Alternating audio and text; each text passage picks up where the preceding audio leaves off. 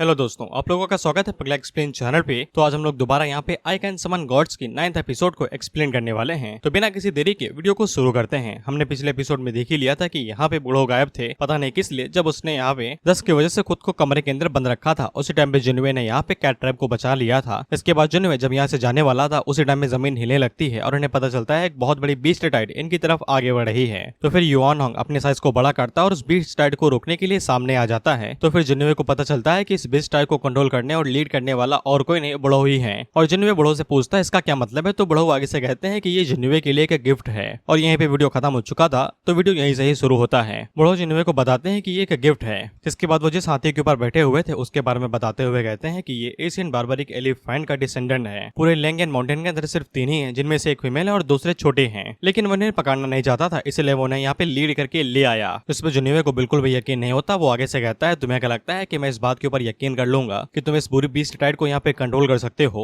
जिस पे बूढ़ो जिनवे को बताते हैं कि यहाँ पे सिर्फ एक 7th स्टेज का डिमोनिक बीस्ट है और कुछ भी नहीं। मैंने उसे जैसे यहाँ पे मना लिया तो बाकी सभी डिमोनिक बीस्ट उसे फॉलो करते हुए यहाँ पे आ गए। लेकिन जिनवे का एक सवाल था कि ये डिमोनिक बार्बरिक एलिफेंट किंग उसका कहना भी मानेगा। जिस पे बूढ़ो जिनवे को बताते हैं ऑफ कोर्स मैंने तो इनके साथ यहाँ पे ब्लड कॉन्ट्रैक्ट भी कर लिया है, ये तुम्हें कभी भी धोखा नहीं देंगे। इसके बाद वो यहाँ पे एलिफेंट किंग के साथ में कॉन्ट्रैक्ट बनवाते हुए जिनवे से कहते हैं कि हिलना नहीं, ये तुम्हारे साथ कॉन्ट्रैक्ट बनाएगा तो ये तुम्हें सिर्फ धोखा ही नहीं देगा बल्कि यहाँ पे तुम्हारी स्ट्रेंथ को भी बढ़ाएगा। इसके बाद जिनवे यहाँ पे जैसा ही कॉन्ट्रैक्ट बनाता है तो फिर हम लोग देखते हैं कि जिनवे यहाँ पे एशियन बार्बरिक एलिफेंट की मेमोरीज में चला जाता है, जहाँ पे उसे एशियन बार्बरिक एलिफेंट दिखाई दे रहा था। इसके बाद जिनवे अपनी आंखें खोलता है तो युआन होंग उसे पूछता है कि उसे कैसा फील हो रहा है। इस पे जिनवे आगे से कहता है कि बढ़िया लग रहा है, बुरा नहीं है। उन पे वेंगजुए अपने फादर से पूछती है कि उसे पता चला है कि ब्लैक विंड विलेज के अंदर कई सारे लुटेरे भरे पड़े हैं ह्यूमन रेस के, क्या वो लोग उन्हें यहाँ पे टेलीपोर्टेशन गेट इस्तेमाल करने देंगे। लेकिन वैंग यान को जिनवे के ऊपर पूरा यकीन था। वो आगे से कहता है उसके सबऑर्डिनेट सब कुछ हैंडल कर लेंगे। इस पे तो जिनवे भी आगे से हैरान होता है कि कितना ज्यादा भरोसा करता है भाई मेरे ऊपर। जिसके बाद हम लोग ओनरलेस लैंड नैनमिंग आयरन टावर को देखते हैं, जिसके सामने कई सारे राटियस लोग खड़े हुए थे, जो कि यहाँ पे नैनमिंग सेक्रेट सेक्टर से कह रहे थे कि दरवाजा खोल दो, हमें यहाँ पे टेलीपोर्टेशन गेट इस्तेमाल करने दो, नहीं तो सरेंडर करो, हम तुम्हें यहीं पे ही निपटा देंगे। इसके बाद हम लोग सेक्टर के अंदर यंग मास्टर घोस्ट को देखते हैं, जो कि यहाँ पे नैनमिंग सेक्टर के लीडर से कहता है क्या वो लोग यहाँ पे जल्दी से डिवाइन सेट को इस बारे में बता नहीं सकते हैं। जिसपे लीडर आगे से बताता है कि उसने पहले यहाँ पे इस बारे में डिवाइन सेट को बता दिया है, लेकिन उन लोगों ने अभी तक कोई भी रिप्लाई नहीं दिया। तो फिर यंग मास्टर घोस्ट आगे से कहता है तो फिर मुझे यहाँ पे किसी तरीके से बाहर भेज दो। तो फिर पीछे जो एल्डर खड़ा था वो यहाँ पे यंग मास्टर घोस्ट से कहता है कि तुम हमारे सेट के डिसाइपल हो, तुम्हें ऐसा तो नहीं कहना चाहिए, तुम वर्दी भी नहीं हो हमारे सेट के लिए। इस पर यंग मास्टर घोस्ट पीछे मुड़ के आगे से कहता है कि मैं तुम्हारे सेट का डिसाइपल नहीं हूँ, मैं यहाँ पे सिर्फ कल्टीवेशन के लिए आया था। जिसपे वो एल्डर भी आगे से यही कह देता है कि अगर तुम डिसाइपल नहीं हो तो फिर तुम्हें यहाँ पे कोई भी हक नहीं है टेलीपोर्टेशन गेट इस्तेमाल करने का। लेकिन तभी लीडर उन दोनों से यही कहता है कि चुपचाप खड़े रहो। अभी सबसे जरूरी चीज यहाँ पे ये है कि हम लोग यहाँ पे राइटियस अलायंस का जो अटैक है उसे ब्लॉक करें। इसके बाद हम लोग राइटियस अलायंस को देखते हैं, जो चिक चिक के यही कह रहे थे कि तुम्हारी हिम्मत कैसे हुई हमारा रास्ता ब्लॉक करने की, हम तुमसे कह रहे हैं सरेंडर कर दो या फिर हमारे लिए रास्ता खोल दो। जब ये लोग इसी तरीके से चिल्ला पुली मचा रहे थे उसी टाइम पे यहाँ पे एक पोर्टल खुलता है और जिनवे वहां से बाहर निकलता है, जो कि यहाँ पे बवाल मचता हुआ देख के कहता है काफी अच्छी जगह है। जैसे ये लोग यहाँ पे राइट अलायंस के बीच में टेलीपोर्ट होते हैं तो ये लोग अब भाले इनकी तरफ मुड़ा लेते हैं और इनसे पूछते हैं कि तुम कौन हो भाई, हमारा राइटियस अलायंस इसमें काफी ज्यादा जरूरी काम कर रहा है, तुम कौन और यहाँ पे क्या करने के लिए आए हो। वहाँ पे युआन होंग जिनवे को बताता है ऐसा लगता है कि हम लोग यहाँ पे नैनमिंग सेक्रेट सेट की टेरिटरी के अंदर टेलीपोर्ट हो चुके हैं। वहाँ पे जिनवे युआन होंग से कहता है ऐसा लगता है कि तुम यहाँ पे नैनमिंग सेक्रेट सेक्टर से बिलोंग करते हो, तो फिर ये सभी मामला हमारे हिस्से का हुआ, हम लोग चुपचाप बैठ के यहाँ पे कुछ भी देखते नहीं रहेंगे। उसी टाइम में राइटियस अलायंस की तरफ से जो लोग थे वो आगे से कहते हैं ये लोग कैट रेस के साथ में तो ये पक्का डिमोनिक पाथ पे ही चलते होंगे, हमें किसी भी कीमत में इन्हें यहाँ पे रोकना पड़ेगा इससे पहले कि रिइंफोर्समेंट आ जाए। इस पे राइटियस अलायंस का जो लीडर था वो आगे से यहाँ पे कहता है धावा। तो फिर ये सभी लोग इनकी तरफ आगे बढ़ने लगते हैं इन्हें रोकने के लिए। वहीं पे जिनमें युआन होंग से कहता है खड़े क्या हो भी, जाओ और जाके इन्हें खर्चा पानी दो। इस पे युआन होंग आगे बढ़ता है और उन लोगों को खर्चा पानी देना शुरू कर देता है, वो भी अलग अलग तरीके से। वहीं पे वैंग यान भी अपने लोगों से कहता है कि तुम्हें लोग इनकी मदद करो, जिसके बाद कैट रेस भी लग जाती है इन लोगों को खर्चा पानी देने में, और ये लोग काफी अच्छे से खर्चा पानी दे रहे थे। उसी टाइम हम लोग राइटियस अलायंस के लीडर को देखते हैं जो कि जिनवे को खर्चा देने के लिए आगे बढ़ता है, लेकिन उसी टाइम पे युआन होंग उसके पीछे आता है और उसकी गुद्दी पकड़ के उसे जमीन में ही गिरा देता है, ये कहते हुए कि अब मैं तुम्हें दूंगा सबसे बड़ा वाला खर्चा पानी। इसके बाद वो अपनी लाठी को यहाँ पे साइज में बड़ा करता है और घुमाते हुए एक बार में पूरे अलायंस को यहाँ पे सफा चट कर देता है। सच में यहाँ पे युआन होंग बस अपनी लाठी को घुमा रहा है और ये लोग धूल की तरह इधर उधर उड़ते जा रहे हैं। नैनमिंग सेक्रेट सेट का लीडर जब ये सब कुछ देखता है तो वो काफी ज्यादा खुश हो जाता है, ये कहते हुए ये तो पक्का युआन होंग ही होगा जो कि जिनवे की शरण में है, ऐसा लगता है कि हेवन हमारी साइड पे ही है और वो हमारी मदद कर रहा है। इसके बाद जब राइटियस अलायंस का यहाँ पे खर्चा पानी खत्म हो जाता है तो जिनवे वेंगजुए से कहता है कि तुम मेरे साथ एलिफेंट के ऊपर बैठोगी, तो वेंगजुए मना मना कर देती है, कहते हुए तुम हरामी हो, दूर रहो मुझसे। इसके बाद लोग उड़ते हुए यहीं से कट लेते हैं, मतलब ये खर्चा पानी देने के लिए ही आए थे। खैर उनके जाने के बाद हम लोग सेक्ट लीडर को देखते हैं जो कि नीचे आते हैं और ये लोग यहाँ पे जिनोवे के साथ दोस्ती करना चाहते थे, लेकिन इनकी कल्टीवेशन कम है और स्पीड भी धीरे है, तो ये कभी भी जिनोवे को पकड़ नहीं पाएंगे। इस पे जो यंग मास्टर घोस्ट था वो आगे से कहता है वो एक छोटे से किंगडम का एम्परर ही है, उसके साथ दोस्ती करने में क्या फायदा होगा। इस पे सेक्ट लीडर उसे कहता है कि वो छोटे से देश का एक किंगडम का एम्परर है, लेकिन इसके बावजूद उसने यहाँ पे रेड टेंस अलायंस को पूरी तरीके से सफाचट कर दिया और हमारे ग्रेट इसेक्ट के डिसाइपल को बचा भी लिया। जिसके बाद वो यहाँ पे यंग मास्टर घोस्ट से कहता है कि अब तो यहाँ पे मौका भी और दस्तूर भी कट क्यों नहीं लेते हो, अभी तो भागना चाहते थे ना। इस पे यंग मास्टर घोस्ट का आगे से मुंह ही बन जाता है, बाकी ये कर कुछ भी नहीं पाएगा। इसके बाद अगला सीन यहाँ पे डायरेक्ट 2 दिनों के बाद का होता है और हम लोग यहाँ पे जिनोवे के मेंशन को देखते हैं जो कि साउसा सिटी के अंदर है। वही जो बोवेन था उसे अच्छे से पता था कि रेड टेंस अलायंस इस समय पूरी तरीके से एक्टिव है और वो यहाँ पे छोटे मोटे किंगडम्स के ऊपर पता नहीं क्यों कब्जा करने के लिए कोई भी पैतरा आजमा रही है, और अगर ऐसा ही चलता रहा तो फिर उनकी साउसा सिटी भी उनके चंगुल में आ सकती है और उनका नेक्स्ट टारगेट बन सकती है। और क्योंकि जिनोवे का अभी यहाँ पे कोई भी आता पता ही नहीं था, इसलिए फेंग हुआंग आगे से कहती है कि रेड टेंस अलायंस इतने समय यहाँ पे पूरी तरीके से एक्टिव है और वो किसी भी फोर्स के ऊपर यहाँ पे हमला करके उन्हें अपने कब्जे में ले सकती है, क्योंकि यहाँ पे उन्हें इंपीरियल डायनेस्टी सपोर्ट कर रही है। और जिस तरीके से यहाँ पे रेड टेंस अलायंस काम कर रहा है, ऐसा यही लगता है कि इंपीरियल डायनेस्टी का ही इससे कुछ लेना देना है। इस पे कौन सा आगे से चीखते हुए कहता है इसका मतलब यह है कि हम लोगों को ये चीज एक्सेप्ट कर लेनी चाहिए और उन्हें हमारी सिटी के ऊपर कब्जा कर लेना देना चाहिए। इस पे फेंग हुआंग आगे से यही कहते हैं कि जिनोवे की पर्सनालिटी के हिसाब से वो तो ये कभी भी होने नहीं देगा, लेकिन वो यहाँ पे है भी नहीं और हम लोग क्या ही कर सकते हैं पूरी रेड टेंस अलायंस के खिलाफ में। इस पे बोवेन भी आगे से यही कहता है कि जिनोवे यहाँ पे नहीं है, इसलिए अगर हम लोग यहाँ पे ये सब कुछ होने भी देते हैं तो फिर हम लोग यहाँ पे गलत नहीं होंगे, लेकिन उसने पहले यहाँ पे होली कोर्ट की इन्विटेशन को मना कर दिया है। अब उसी टाइम पे यहाँ पे एक मैसेंजर आता है जो कि इन लोगों को बताता है कि रेड टेंस अलायंस पहले ही हार चुका है, जो जिनोवे ने जो सफाई की थी वो इन्हीं की वजह से थी, वही रेड टेंस अलायंस था। और साथ ही में वो मैसेंजर ये भी बताता है कि जिनोवे वापस आने वाला है। अब इसके बाद जिनोवे यहाँ पे जैसे ही आता है तो ये सभी भागते हुए जिनोवे के पास जाते हैं और उसे यहाँ पे ग्रीट करते हैं। तो जिनोवे लोगों से डायरेक्ट कहता है कि फॉर्मेलिटी की कोई भी जरूरत नहीं है और वो उन लोगों को डायरेक्ट यहाँ पे 2 साथियों से मिलाता है, जो कि पहला तो अपना कैट रेस है, जिसके बाद दूसरा यहाँ पे ब्लैक विंड विलेज है। और वो उन लोगों को ये भी बताता है कि ये दोनों ही डिमोनिक पाथ को फॉलो करते हैं, इसलिए इन लोगों के लिए यहाँ पे जगह बिठाओ ताकि ये लोग आराम से रह सके यहाँ पे। इसके बाद हमें ब्लैक विंड विलेज के लीडर के बारे में बताया जाता है, शायद से जिनका नाम यू फेंग है। इसके बाद जिनोवे उन लोगों से कहता है कि बाकी सभी लोग मेरे साथ आओ ताकि हम लोग यहाँ पे जो आसपास में मेजर इवेंट हुए हैं उनके बारे में बात कर सके। इसके बाद जिनोवे को यहाँ पे सभी चीजों के बारे में बताया जाता है कि कुछ दिनों के लिए साउसा सिटी तो पूरी तरीके से पीसफुल थी, लेकिन कुछ ही दिनों से यहाँ पे रेड टेंस अलायंस उंगली करने में अपना काम शुरू कर चुका है, क्योंकि उन्हें यहाँ पे डायरेक्ट ऑर्डर्स डायनेस्टी से मिल रहे हैं। जिनमें उन लोगों से पूछता है इसका क्या मतलब है, अभी तो मैं रेड टेंस अलायंस को साफ करके आया हूँ ना। तो वो लोग आगे से बताते हैं रेड टेंस अलायंस काफी ज्यादा बड़ा है। रेड टेंस अलायंस इतने समय यहाँ पे रेड टेंस पाथ में से सबसे पीक फोर्स है, यानी कि सबसे स्ट्रॉन्गेस्ट, जिनके पास इतनी ज्यादा ताकत है कि वो यहाँ पे डिमोनिक पाथ के 9 सीनियर्स के बराबर ताकत रखते हैं। और इतने समय उनको यहाँ पे डायरेक्ट ऑर्डर होली एम्परर दे रहा है कि जितने भी यहाँ पे ओनरलेस लैंड है उनके ऊपर कब्जा कर लो। इसके बाद उन लोगों ने तुरंत यहाँ पे अपने ऑफेंस अटैक शुरू कर दिए हैं बिना किसी देख रोक के, और कोई भी नेगोशिएशन नहीं। अगर वो लोग यहाँ पे सरेंडर नहीं करेंगे तो फिर उन्हें यहाँ पे मास्कल कर दिया जाएगा, बेसिकली सफाचट लाल चटनी के साथ में। तो फिर कौन सा यहाँ पे जिनोवे से पूछता है वो लोग यहाँ से चले जाएंगे या फिर अभी भी इस जगह को डिफेंड करेंगे। वहाँ पे बोवेन जिनोवे को बताता है कि उसने यहाँ पे टेलीपोर्टेशन गेट तुरंत ही रेडी कर दिया है, कुछ ही दिनों के अंदर वो रेडी हो जाएगा। इसके बाद वो लोग डायरेक्ट यहाँ से भाग के कैनवे किंगडम के लिए निकल जाएंगे।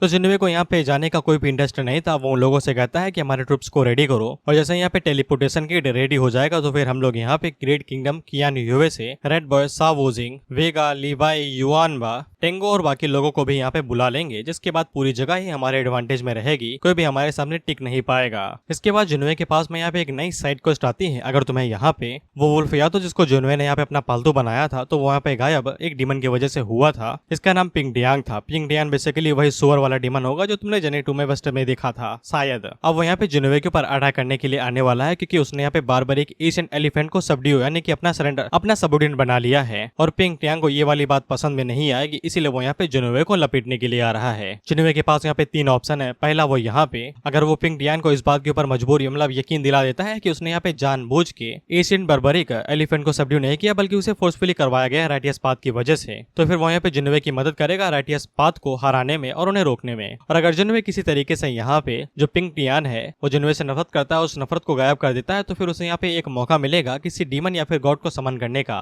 लेकिन तीसरा और सबसे खतरनाक, अगर जिनोवे यहाँ पे पिंग डियांग को हरा देता है फाइट के अंदर और उसे अपना सबऑर्डिनेट या फिर नहीं भी बनाता है बस हरा देता है, तो फिर उसे यहाँ पे 2 चांस मिलेंगे गॉड और डीमन को समन करने के, और साथ ही में कॉपी गॉड अपॉर्चुनिटी मिलेगी और एक रैंडम लकी ड्रॉ मिलेगा। वहीं पे जिनोवे हम लोगों को यहाँ पे अपने विचार के बारे में बताता है कि पिंग डियांग को अभी थोड़ी देर में पता ही नहीं चलेगा कि उसने यहाँ पे एलिफेंट को अपना सबऑर्डिनेट बना लिया है, तो फ्यूचर में उससे कोई भी खतरा नहीं है। लेकिन जब होगा तो फिर उसे हराने के लिए क्या जुनवे के पास यहाँ पे युआन होंग, ली जुआन और जेंजी ये सभी लोग मिलकर उसे हरा भी पाएंगे। लेकिन अगर उसे ये नहीं हरा पाते हैं तो फिर उन्हें यहाँ पे बूढ़ों की मदद लेनी पड़ेगी, क्योंकि वही यहाँ पे जुनवे का ट्रम्प कार्ड है। इसके बाद कुछ दिनों में हम लोग जुनवे को देखते हैं जो कि प्रैक्टिस कर रहा था। उसी टाइम पे बोवेन जुनवे के पास आता है और उसे बताता है कि रेटेंस अलायंस उनकी तरफ आगे बढ़ रहा है, लेकिन उनकी स्पीड ज्यादा नहीं है। ऐसा लगता है कि वो हमें चांस दे रहे हैं ताकि हम लोग यहाँ पे वॉर के लिए प्रिपेयर हो सके। जुनवे पूछता है कि उनकी तादाद कितनी है, तो बोवेन उसे बताता है कम से कम 10 लाख के आसपास होंगे। तो फिर जुनवे यहाँ पे बोवेन से कहता है जाओ और जाके जेंजी और युआन होंग को बता दो कि वो हेवनली सोल्जर्स के साथ में बैटल की तैयारी करे। इसके बाद जुनवे वहाँ पे सिटी बजाता है तो एलिफेंट वहाँ पे भागते हुए आती है। तो जुनवे उसके ऊपर बैठता है और उसे कहता है सिटी गेट के पास लेके चलो। और जब जुनवे सिटी गेट की तरफ जा रहा था तो फिर साउसा सिटी के अंदर जितने भी लोग थे वो खुश हो जाते हैं कि जुनवे यहाँ पे सिटी को डिफेंड तो कर रहा है कम से कम। इसके बाद जुनवे सेलेस्टियल आर्मी और सभी लोगों के साथ में यहाँ पे गेट के पास खड़ा हो जाता है और रेटियस आर्मी के आने का इंतजार करने लगता है। और फिर रेटियस आर्मी का जो लीडर था जो कि यहाँ पे पूरी आर्मी को लीड कर रहा है, वो जुनवे से कहता है बाहर आओ और अपने नसीब को अपना लो और अपनी गुद्दी को यहाँ लाओ ताकि मैं उसे दबोच सकूं।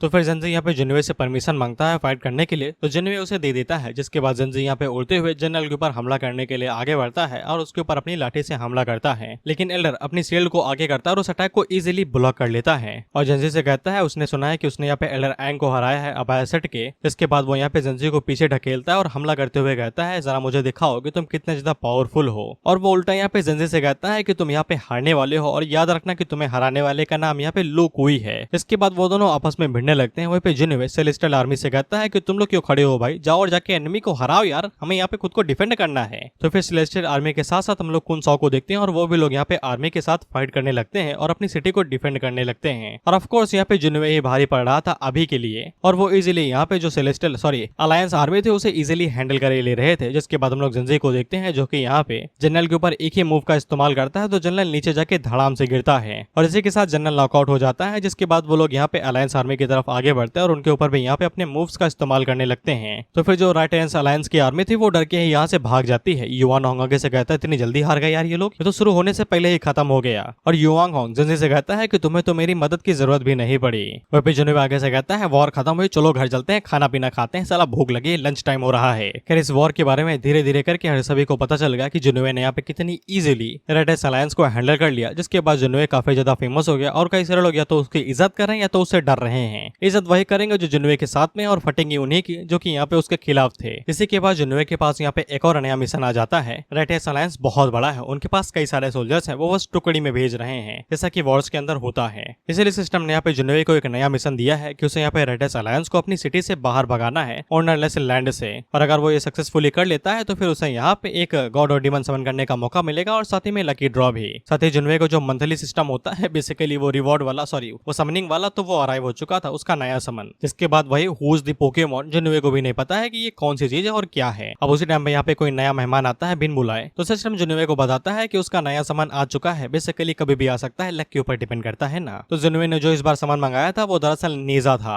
अब अगर तुमने नेजा के बारे में नहीं सुना है तो भाई तुम्हारा इंटरनेट पे होना बेकार चीज है यार। ऐसा हो ही नहीं सकता कि तुमने नेजा के बारे में सुना ना हो। मतलब उसने जो कमाई की है ना आज तक किसी भी फिल्म ने इतनी ज्यादा नहीं की। एनिमेटेड फिल्म है चाइनीज की, नेजा 1 एंड नेजा 2 मैंने अभी तक नहीं देखी, सोचा है एनिमे वाले चैनल पे एक्सप्लेन करूंगा। खैर में नेजा के बारे में बताया जाता है जो कि एक गॉड रेस से आता है जिसकी कल्टीवेशन यहाँ पे टाई गोल्डन इमोर्टल रियलम की 5th स्टेज है। मार्शल आर्ट है अपना टाई लोटस सूत्रा। फिर उसके पास जो ट्रेजर्स हैं वो यहाँ पे हैं। डिवाइन फायर व्हील्स पैरों के नीचे लगे रहते हैं, यूनिवर्स रिंग, आलमली slash, demon binding rope and the purple snake flame tooth spear.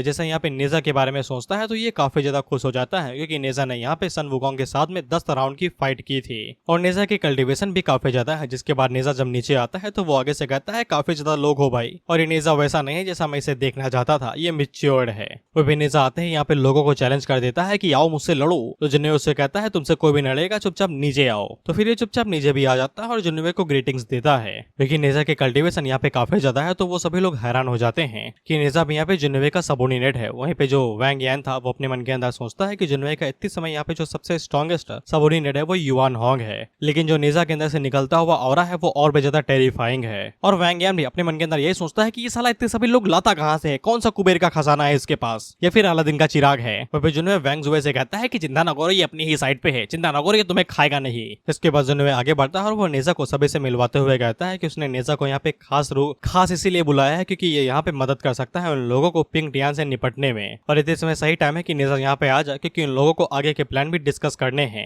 वहीं पे वैंग यान अपनी बेटी से कहता है कि तुम्हें अभी ये मौका है, ये पकड़ लेना चाहिए, अपॉर्चुनिटी छोड़नी नहीं चाहिए तुम्हें। इस पे वैंग जुए आगे से पूछती है कौन सी अपॉर्चुनिटी भाई, क्या चीज पकड़ने के बारे में कह रहे हैं। इस पे वैंग यान आगे से कहता है जिनवे के बारे में कह रहा हूँ, और किसके बारे में कहूंगा भाई, इससे पहले कि कोई हाथ मार ले तुम्हें पहले मार लेना चाहिए। इस पे वैंग जुए भी आगे से ये कहती है कि वो अपॉर्चुनिटी सीज कर लेगी। इसके बाद जिनवे मिशन के हिसाब से अपना प्लान बनाता है, ये कहते हुए कि हम लोगों को यहाँ पे ऑनलेस लैंड के ऊपर पूरी तरीके से कब्जा डालना चाहिए, इसलिए हम लोग यहाँ पे अपने टेरिटरी को बढ़ाने वाले हैं। तो नेजा जिनवे से कहता है कि वो जहाँ इशारा करेगा वो वहाँ पे हमला बोल देगा बिना किसी दिक्कत के। इस पे जिनवे नेजा से कहता है कि ऑनलेस लैंड के अंदर तो कोई भी नहीं है जो उसका मुकाबला कर सके, लेकिन उन लोगों को होली कोड के बारे में कोई भी अंदाजा नहीं है और ना ही हमें उनके बारे में कोई ज्यादा जानकारी है कि उनकी फाउंडेशन क्या है, वो लोग कौन सी कल्टीवेशन पे हैं। इस पे वो जिनवे से कहता है कि उन लोगों को यहाँ पे अपनी टेरिटरी से ही शुरू करना चाहिए, हमारे आसपास जो छोटी मोटी सिटीज है हमें उनके ऊपर यहाँ पे कंट्रोल करना चाहिए और उन्हें अपने अंडर ले लेना चाहिए। और टेलीपोर्टेशन कंप्लीट हो चुका है तो फिर हमारे पास मैन पावर की कोई भी कमी नहीं है, मगर इसके बावजूद अगर उन्हें जरूरत पड़ी तो फिर ऐसे कई सारे कल्टिवेटर हैं जो कि जिनवे की वजह से यहाँ पे उन्हें ज्वाइन करने के लिए राजी हैं। तो फिर जिनवे आगे से कहता है अगर ऐसी बात है तो फिर जेंजी यहाँ पे हाईएस्ट रैंकिंग कमांडर बनेगा, जिसके बाद खुनसा और बाइकी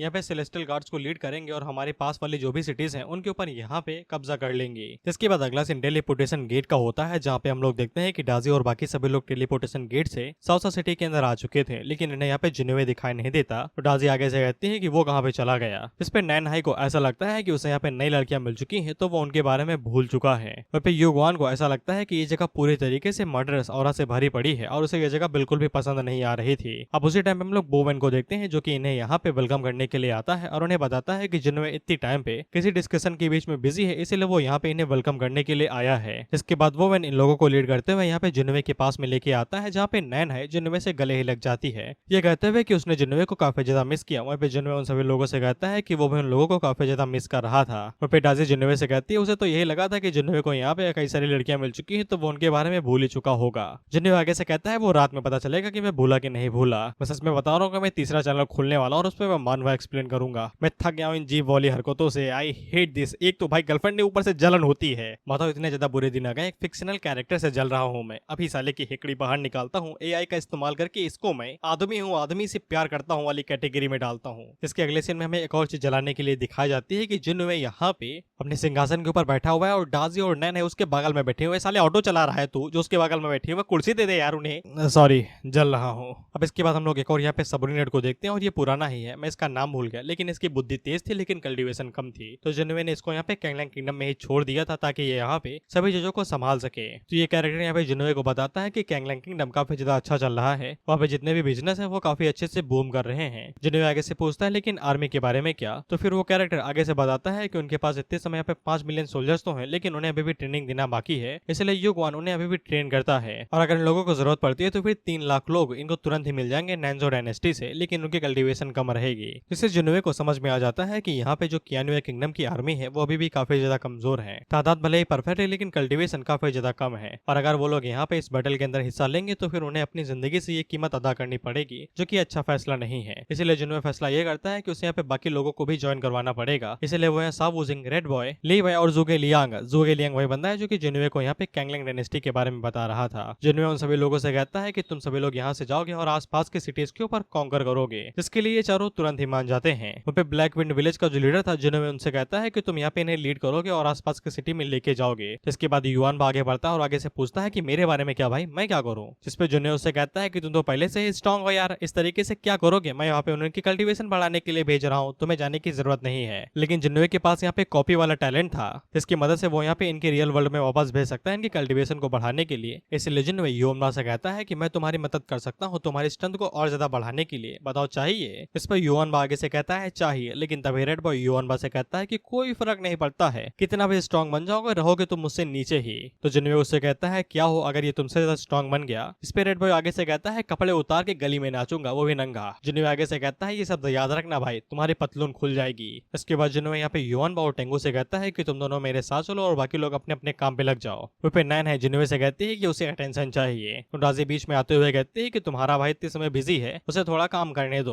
और वो जिन्वे से कहती है कि जाओ और जाके आराम से अपना काम करो। इस पे जिन्वे यहाँ पे डाजी से कहता है काफी ज्यादा समझदार हो, अच्छी बीवी बनोगी। इस पे डाजी आगे से कहती है कि पूरा फॉक्स क्लैन चलाती हूँ, तेरी क्या औकात है। इसके बाद जिन्वे यहाँ पे टेंगू से पूछता है कि जो मैंने काम तुम्हें यहाँ पे डेमन आर्मी वाला दिया था वो हो गया? इस पे टेंगू आगे से बताता है कि उसने यहाँ पे 5 लाख सेकंड लेवल के लैंड डीमंस को इकट्ठा कर लिया और 3 लाख यहाँ पे उड़ने वाले डीमंस को इकट्ठा कर लिया है, और वो इतने समय यहाँ पे कियानवे किंगडम के आसपास लगे हुए हैं ताकि बाकी नेशन यहाँ पे उसके ऊपर अटैक न करे। जिन्वे उसे कहता है कि तुमने काफी अच्छा काम किया। जिसके बाद वो सिस्टम से कहता है कि इन्हें यहाँ पे गॉड्स डंजन के अंदर भेज दो। गॉड्स डंजन को यहाँ पे स्किल का नाम दे दिया गया है, बढ़िया है। अब इसके बाद सिस्टम यहाँ पे जिन्वे को बता देता है कि ये लोग कौन कौन सी जगह पे जाने वाले हैं। बेसिकली ये जहाँ से आए हैं उन्हें यहीं भेजा जाएगा। जैसे कि टेंगो अपना जर्नी टू दी वेस्ट से आया है, वहीं पे युआनबा इन्वेस्टर ऑफ गॉड से आया है। सिस्टम जिन्वे से ये भी कहता है कि तुम्हें इन्हें एक मिशन भी देना पड़ेगा, और ये जैसे ही अपने ओरिजिनल वर्ल्ड के अंदर चले जाएंगे तैसे इनकी पुरानी मेमोरीज अवेकन हो जाएंगी। इसलिए जिन्वे इन लोगों को पहले ही बता देता है कि वो अपनी आउटर पावर्स का इस्तेमाल करके इन लोगों को यहाँ पे एक दूसरे दुनिया के अंदर भेज रहा है, जहाँ पे ये लोग ट्रेनिंग करेंगे और अपनी कल्टीवेशन को इंक्रीज करेंगे। और वो साथ में इन लोगों को ये भी बता देता है कि तुम लोग अपनी पास्ट लाइफ की मेमोरीज को भी अवेकन कर लोगे, इसलिए जब वापस आना तो फिर स्ट्रॉन्ग बन के वापस आना। जिस पे ये दोनों काफी ज्यादा हैरान हो जाते हैं कि पास्ट लाइफ सुप्रीम पावर्स, इसका क्या मतलब है भाई? इस पे जिन्वे उसके सर के ऊपर मारता है, ये कहते हुए कि तुम्हें बस इतना याद रखना है कि तुम्हें वहां से स्ट्रॉन्ग बन के वापस आना है, और कुछ सबॉर्डिनेट हो तो फिर उन्हें भी अपने साथ ले आना। इसके बाद वो उन दोनों को इनके रियल वर्ल्ड यानी कि गॉड्स डंजन के अंदर वापस भेज देता है। इसके बाद हमें ये बताया जाता है कि युआनबा यहाँ पे इंस्टीट्यूशन ऑफ गॉड्स के अंदर गया, वहीं पे टेंगो जर्नी टू दी वेस्ट के अंदर। वहीं पे जिन्वे इन दोनों से कहता है कि भाई डिसअपॉइंट न करना, अगर कमजोर आए तो दोबारा कभी भी वापस नहीं भेजूंगा। रात के टाइम पे जिन्वे यहाँ पे डाजी से मिलने के लिए जाता है, तो डाजी उसका इंतजार ही कर रही थी। वहीं पे जिन्वे जैसे ही डाजी को देखता है तो उसकी हवस की आग बहने लगती है, और जैसा कि डाजी ने पहले ये कहा था कि यहाँ पे जिन्वे के पास स्ट्रेंथ होनी चाहिए तभी वो कुछ करने देगी, इसीलिए वो सबसे पहले जिन्वे के ऊपर अटैक ही कर देती है, ये कहते हुए दिखाओ कितनी स्ट्रेंथ है तुम्हारे पास। तो जिन्वे इजीली यहाँ पे इस बार डाजी के अटैक को ब्लॉक कर लेता है, ये कहते हुए कि टाइम न वेस्ट करो, मेरे पास टाइम नहीं है, जितनी जल्दी हो सके उतनी जल्दी मौज काटते हैं और भाग चलते हैं यहाँ से। क्योंकि डाजी यकीन हो चुका था कि जिन्वे उससे स्ट्रॉन्ग है और वो कैपेबल है, तो वो उसे यहाँ पे डुअल कल्टीवेशन करने देती है। हाँ बस ये अंधेरी वाली चीज देख के काम चलाओ, ज्यादा सोचो नहीं। जिसके बाद सिस्टम यहाँ पे जिन्वे को नोटिफिकेशन के जरिए बताता है कि उसने यहाँ पे डाजी के साथ डुअल कल्टीवेशन किया है और ये नया एक्सपीरियंस है, तो फिर उसे यहाँ पे एक डीमन और गॉड समन करने का मौका दिया जाता है। और साथ ही में जिन्वे की कल्टीवेशन यहाँ पे काफी ज्यादा बढ़ जाती है, बेसिकली 3 स्टेज बढ़ गई थी।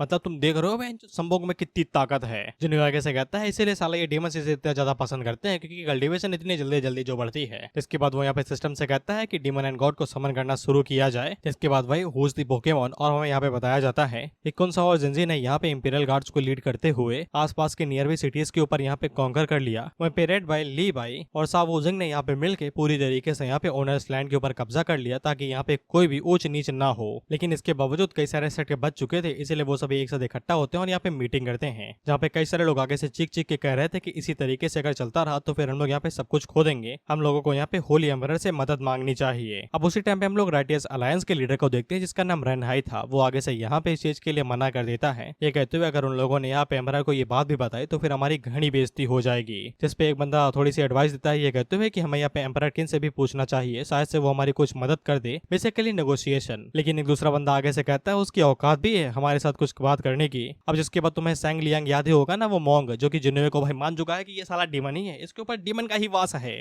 वो यहाँ पे आता है और उन लोगों से कहता है ऐसा लगता है कि तुम लोग यहाँ पे कोई भी डिसीजन ले नहीं पा रहे हो। रन है उसे पूछता है कि तुम लोग कौन हो भाई, जिसपे वो मोंग इन लोगों को बताता है कि जिन्वे के ऊपर एक डीमन ने कब्जा कर लिया है और वो पूरी तरीके से उसके कब्जे में है। इसीलिए मोंग और उसके बाकी साथी भी यहाँ पे आए हैं उन लोगों की मदद करने के लिए और जिन्वे को यहाँ पे रास्ते से हटाने के लिए। जिसपे ये लोग आगे से कहते हैं अगर ये बात सच है तो फिर उन लोगों को यहाँ पे एम्परर को इस बारे में बताना पड़ेगा, लेकिन उससे पहले वो लोग यहाँ पे मोंग से प्रूफ मांगते हैं। जिसपे मोंग इन लोगों को डेथ वैली की ही कहानी बताता है कि मैंने अपनी आंखों से देखा है कि डीमन ने उसकी बॉडी के ऊपर कब्जा कर लिया था। अगर बॉडी यहाँ पे अपनी असली रूप में आ जाता है तो फिर साउथर्न रीजन यहाँ पे पूरी तरीके से डिस्ट्रक्शन में चला जाएगा। जिसपे रेनाई उन लोगों से पूछता है कि तुम लोग कौन से बुद्धा क्लैन से आए हो, तो मोंग उसे बताता है कि वो लोग साउथर्न रीजन के वेस्टर्न रीजन के बुद्धा क्लैन से आए हैं। इस पे रेनाई काफी ज्यादा खुश हो जाता है और उन लोगों से कहता है कि मेरा नाम रेनहाई है और मैं अलायंस का लीडर हूँ, हमारे साथ हाथ मिला और हम लोग एक साथ यहाँ पे जिन्वे की फील्डिंग सेट कर देते हैं। इसके बाद हम लोग युआन होंग को देखते हैं जो कि जिन्वे को आगे बताता है कि रेड बॉय और सा वुजिंग ने मिलकर यहाँ पे आसपास के सिटीज के ऊपर कॉन्कर कर लिया है। तो जिन्वे उनसे कहता है कि उनसे कहो तो वो सभी चीजों को असेंबल करे और उन्हें एक फोर्स के अंदर बना दे और बाहर जाने से पहले कुछ लोगों को इकट्ठा करे और साथ में उनसे कह दो कि यहाँ पे रिक्रूटमेंट रुकना नहीं चाहिए ताकि हमारे पास ट्रुप्स की कमी ना हो। इसके लिए युआन होंग समझ जाता है और वो तुरंत यहाँ से कट लेता है। जिन्वे के पास यहाँ पे जनरल तो थे लेकिन यहाँ पे उन्हें गार्ड करने के लिए ऑफिशियल नहीं थे।